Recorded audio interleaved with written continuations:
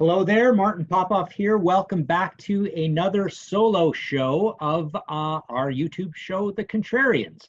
We've been starting to do these solo shows to get more stuff up. So when inspiration strikes us and we kind of know the pros and cons of a band both ways in terms of our contrarian choice for favorite album by a band. Obviously, that's what we do on this show. So the idea is that one of the three of us, Marco, Nick, or myself, feel strongly about a band in terms of what their favorite album is by that band. And if we qualify, or to qualify, it has to be a very contrarian choice, a choice that a lot of people don't like as that favorite album by a band.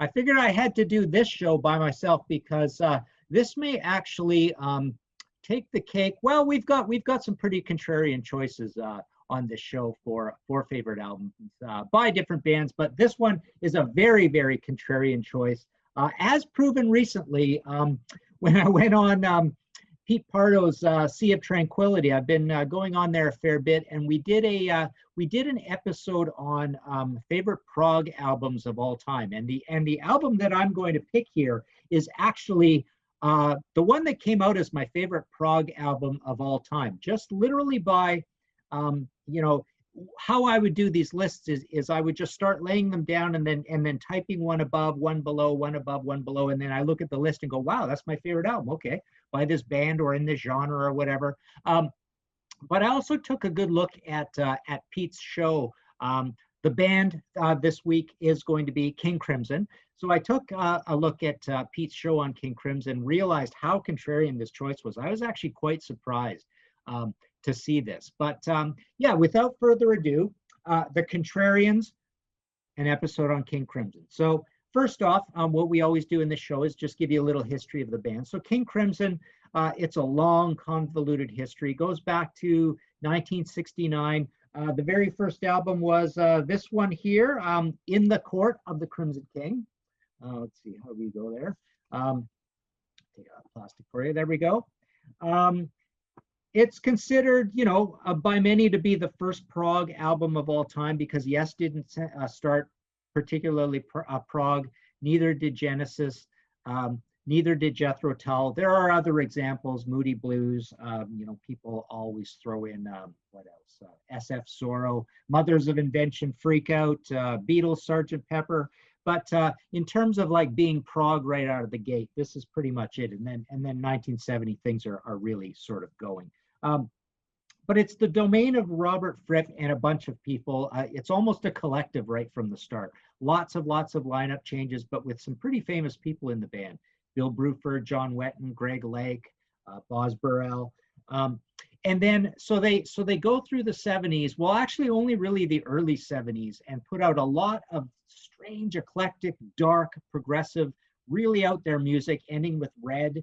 But then they come back as a reinvented band with Bill Bruford, Adrian Belew, Tony Levin, and Robert Fripp, the mainstay, the sort of patriarch of the band, and put out Discipline with a red cover, Beat with the blue cover, Three of a Perfect Pair with a yellow cover. Then things absolutely fall to pieces, and and they become the King Crimson we know and love today, where there's lots of different players in the band, literally 3 drummers last time I saw them.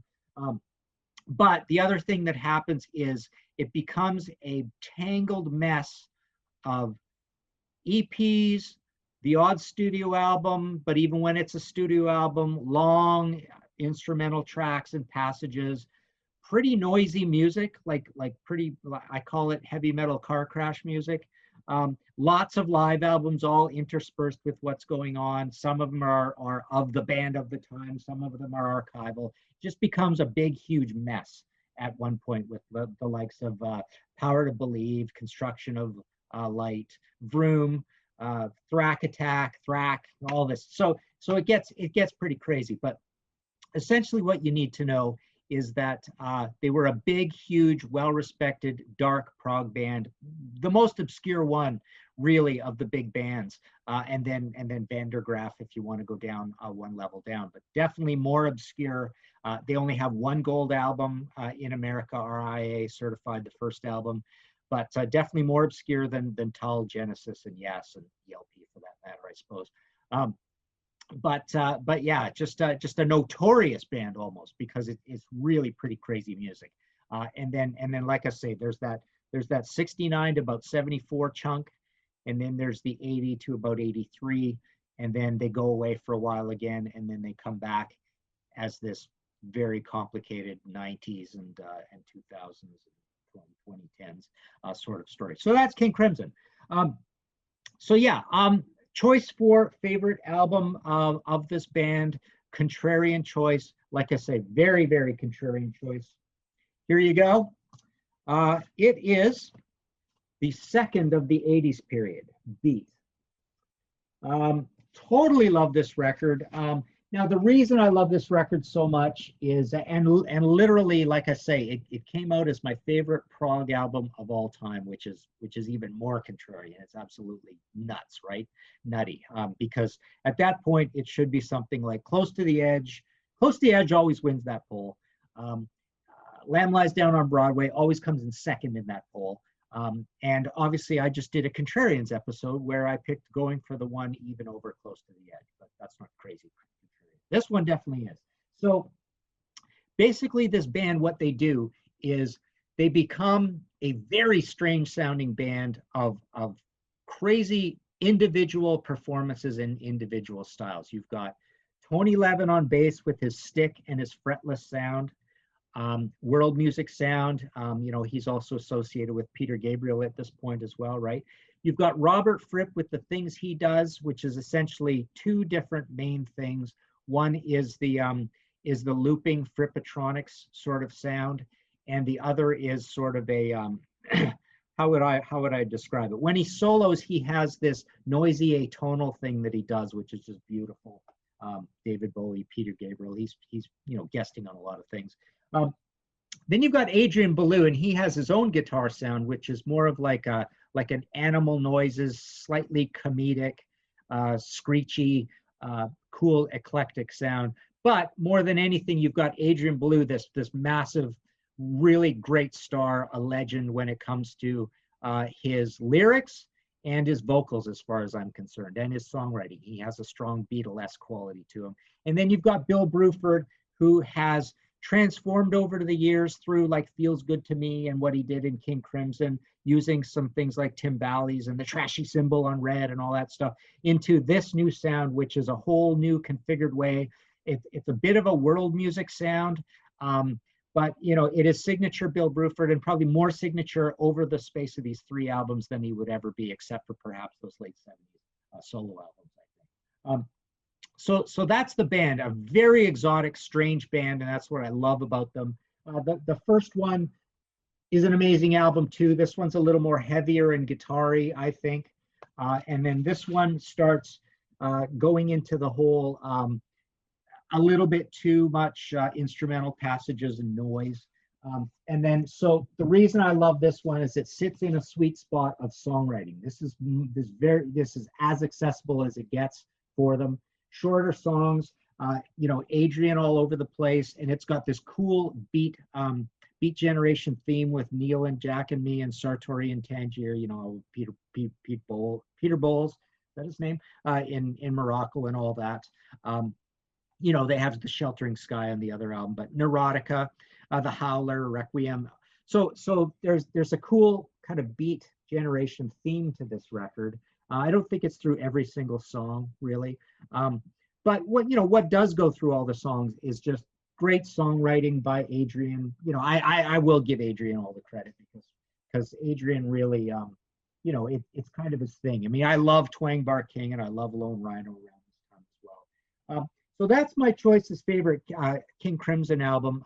It was not a particularly huge album, but these albums all did pretty good. Where's my little note here?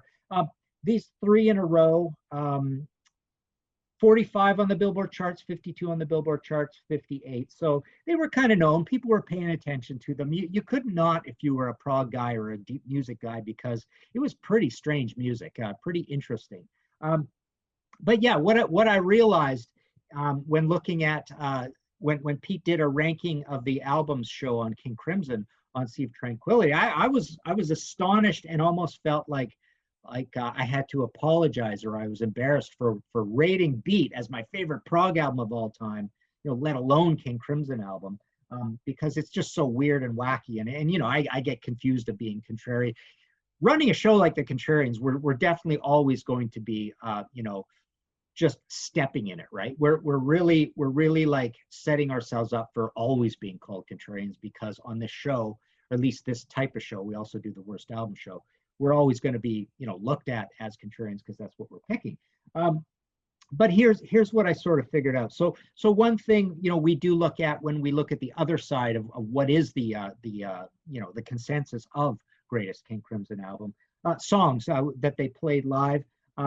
It seems more or less with King Crimson, it's hard to tell because they're such a complicated band, but it seems like the songs they have played the most are the likes of Red, which is off of, well, it's actually, yeah. So Red is another really good King Crimson album. This is the last one before the breakup. So Red apparently is one of the most played King Crimson songs. Lark Tongues in Aspic, Part 2. Indiscipline, which is off of the Red one of the 80s albums. 21st Century Schizoid Man, no surprise there. That is the hit album. So that album went gold in the States, went platinum in Canada, and I think it's gold in the UK as well. So it was a pretty big record at the time. Very strange and interesting record for the time. But that also has the likes of, you know, Epitaph on it, and Talk to the Wind, and some pretty big songs. The Court of the Crimson King, you know, they still play that on the radio. But let's see, Level 5, The Construction of Light, Elephant Talk, which is also on the first one of the 80s, right? Elephant Talk, and Frame by Frame, which is off of this. So, you know, it appears that the Discipline album has really kind of struck a chord and stuck around. So it's the first of the three of that trilogy. Easy Money, of course, Vroom, later one, Starless, older again, Dinosaur again, which is later off of, I think, Thrash. So here's I'll just show you a few of my King Crimson CDs and whatnot. There's my Beat CD. Signed one of those by Bill. I've got a thing hung up where I've got the entire band signed the box set. There's Thrack Attack. There's Robert Fripp on that one. And then what do we got here? Power to Believe. So that's, you know, there's a cool sign thing there. And then Vroom Vroom. So yeah, it's quite a mess, right? Earthbound. Yeah. Blizzard. So, okay, so the whole thing that we normally do on this show, where we do look at the set list, it's kind of really complicated for King Crimson. It doesn't prove a heck of a lot. But when Pete did the show, I actually tabulated what Pete thought and then what the fans thought. And the two most beloved King Crimson albums of all time are actually the same on Pete's list as the fans list, Pete's listeners. And that is in order: Red, and In the Court of the Crimson King. So it's interesting that the very last one of the 70s is the big one. It's the winner. It's pretty interesting, and that's a cool record. It's very kind of heavy and aggressive, and guitar, bass, and drums, and that's the one with the one more, you know, the trashy cymbal that it's famous for. And then of course the debut. You can't knock the debut. The fans voted Lark's Tongue and Aspic third. Discipline came in fourth. Pretty cool. And then Pete rated Lark's Tongue third, Starless and Bible Black fourth, In the Wake of Poseidon fifth. The fans went Discipline, Island, Starless, and Bible Black, In the Wake of Poseidon, Lizard. So here's the crazy thing. So Pete rates Beat the 9th greatest King Crimson album out of 13 albums. And the fans voted Beat the 12th best King Crimson album out of 13 albums. So there you go. That's how contrarian the choice is here. So there you go. That's the episode. Let us know what you think. Like I say, I like my King Crimson. Well, I like my King Crimson from that period. I like my King Crimson with Maximum Adrian Belew. I like my King Crimson commercial, and I like the short songs. And I like to hear Fripp doing his later thing that he kind of, more or less, I would say, discovered around the Exposure, great solo album, and then through the the ambient records and things like that, and then he was doing with not so much the looping thing with when he's guest starring, but he's definitely doing that a bit on here. And I love Bill Bruford as this realized, really found this sound, or came up with this exotic sound and then framed it beautifully the way these album covers frame these records, and then having Tony Levin in there as this completely unique bassist. But again, and this is probably sacrilege too, but I'm not the biggest Greg Lake or John Wetton type singing fan, or the other guys. I want my Adrian Belew in Crimson.